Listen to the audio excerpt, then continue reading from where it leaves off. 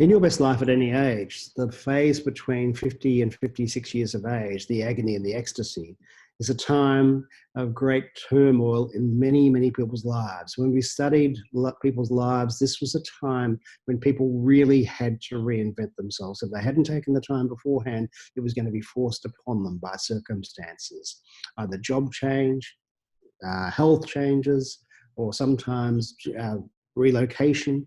Sometimes they were just changes in terms of their own kind of world of it and a worldview. And so it's an important time to really start to think about how you might shift away from perhaps previous ways of doing things to finding new ways to do them. And that can be distressing and disturbing for people because quite often there's a period in there where there's great chaos, but there's also a period within there where there's a great kind of awakening of who you could now become. So up until this stage of life, you've often had a lot of things occur to you which haven't necessarily been under your control a lot. The way kids basically shape relationships and families is one example. The way career opportunities either come or don't come is often beyond your control.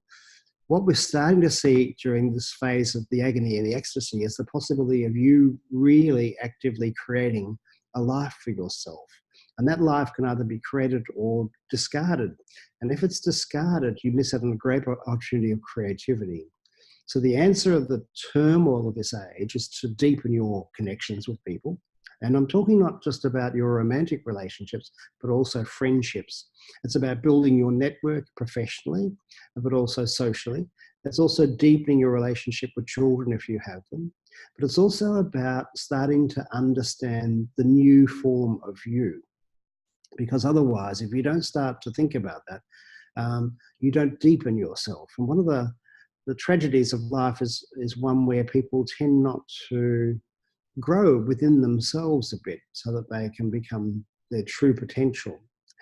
Because what's coming up is a time of freedom, hopefully, where you can start to involve yourself in parts of your life that you truly believe in, that are valuable, without necessarily having to be compelled to do so.